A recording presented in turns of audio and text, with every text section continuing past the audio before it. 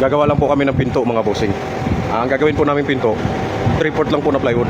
Tapos dadagdagan na lang po namin siya ng dimidya harap at saka likod para aabot po sa sukat na 4 cm po mga bossing. DIY lang po yan mga boss yan.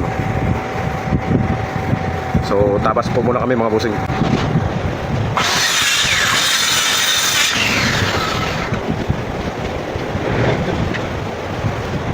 Ang gagawin ko po mga bossing, ang sukat ng pinto namin 1 meter by 210.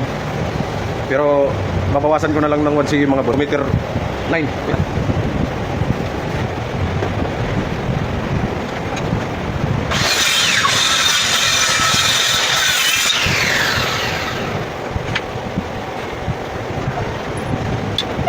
Ito lang po yung gagawin natin na pinto mga boss, 3/4 na plyboard. Ito na po yung DIY natin na pinto mga bossing. Pansamantagal lang po ito mga boss.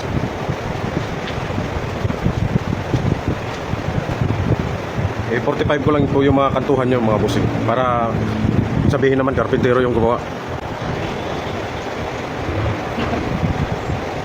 Ito na po yung DIY natin na pinto mga boss. Iayos ko na lang, tapos puputulin ko na lang po yung corner mga bossing.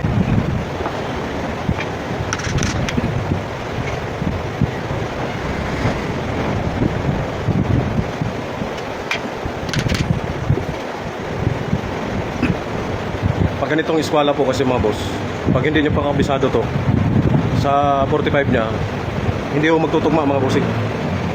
Kapag pag ganito siya mga boss, may diferensya po mga bossing. Ngayon, para doon po sa mga baguhan mga boss, i-direct nyo na lang po mga bossing para hindi kayo magkaroon ng diferensya. Kapag kabisado nyo na to, tsaka nyo na lang po gamitin yung pa 45 nya dito mga boss. Ito, pa 45 nya.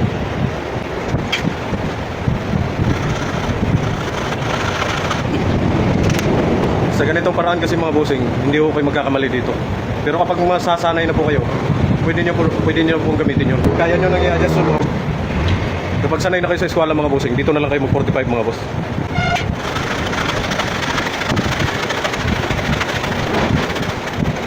Doon po sa mga magagaling na mga boss, dito lang po nila kinukuha yun.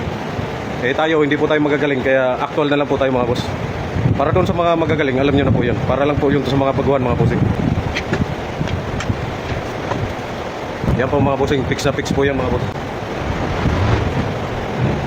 O ganyan lang po ang pagputol ng 45 mga boss, actual nyo na lang. Pag hindi nyo kagad makukuha, tapos na po yung dito na side mga boss, iikot ko na lang.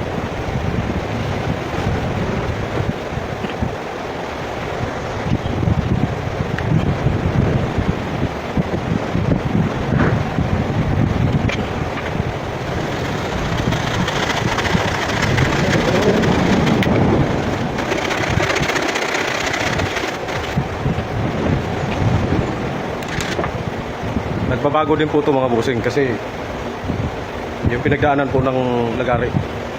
So doon bandang dulo, doon po kayo mag-a-adjust mga boss. Boss, etong corner na to, naka-eskwala po yan mga bossing. Naka-eskwala po yan. Itong gilid na to mga bossing, iakyat po natin sa taas.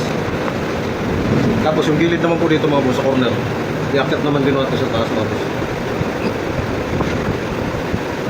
So ganyan lang po mga bossing yung actual mga boss.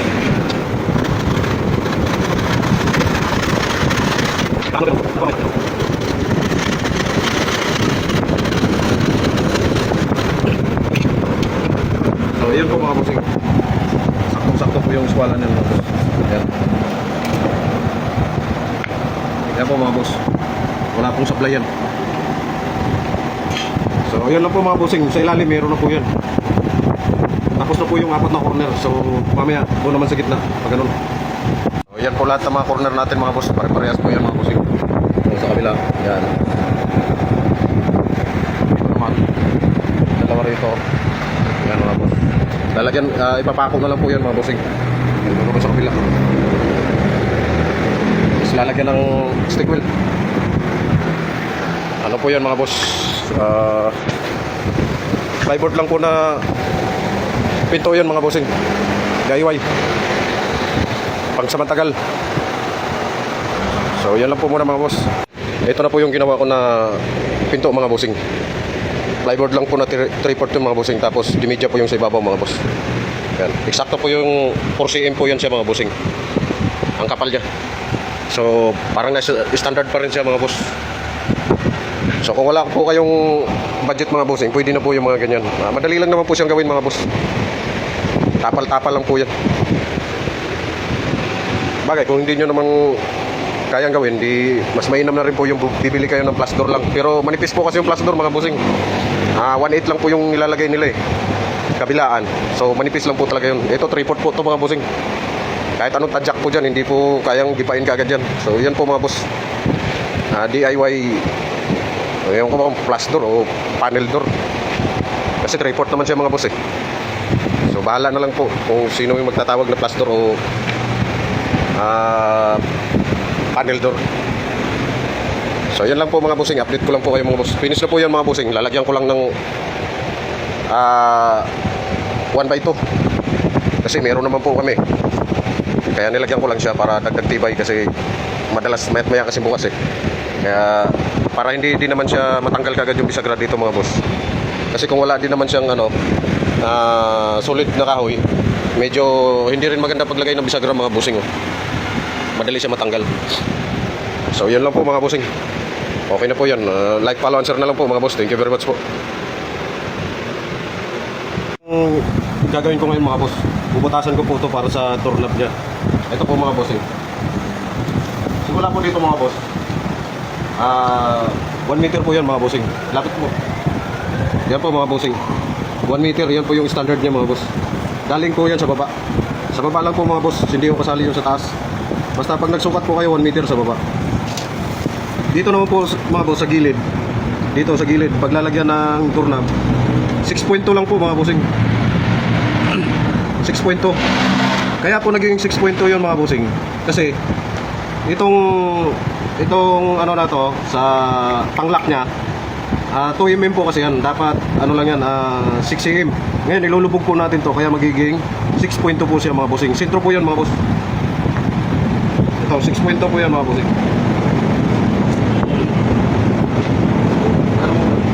6.2 po sa CM mga bossing. Yan. Pinako ko lang yan mga boss para hindi makawala yung ito.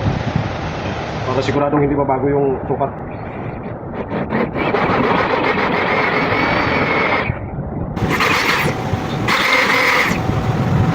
Babalik ko lang po mga bossing. Hindi kaya tumagos eh. Local lang po ito mga boss. So, yan na po mga bossing. Dito naman ang kukunin natin, bubutasin. Kakalit lang tayo mga boss. 22 mm lang to mga bossing. Para dito sa lock ng doorknob. May number yan. 22 mm.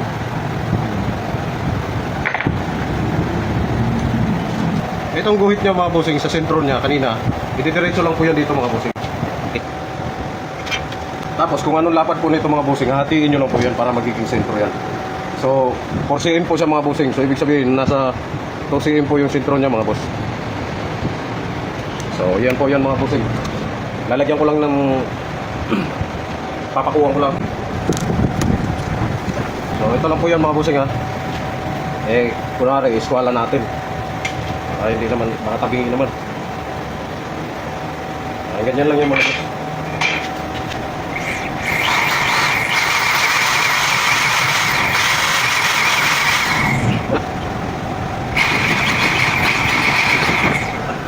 So, yan lang po mga bossing. Ano ba yan? Parang ganito na, luma lang ito mga boss ha. Tapos, sila na po bahala maglagay ng para dyan mga bossing. I-diretso yun dito eh. So, yan lang po mga bossing. Tapos na po yan. Nilagyan ko na ng abang para kakabitan na lang po nila ng doorknob doon. So, ito po mga boss oh. Itong nagawa ko na pinto mga bossing. Kabilaan po ito mga boss. Yan po mga bossing. DIY. Tuwid na tuwid mga boss oh. Nilagyan ko lang yan dito ng ano mga bossing. Solid na kahoy para matibay paglagyan ng bisagra. Ang problema kasi doon kasi 3/4 lang ito na plywood. Ang problema kasi doon madali matanggal yung bisagra doon kaya nilagyan ko na siya ito. O mga boss, mag-aalag din po siya mga bossing, parang ano lang. Para plus door lang din siya. Pero 3/4 to na plywood mga boss. Okay, yan lang po muna mga bossing. Like, follow, and share na lang po. Thank you very much po mga boss.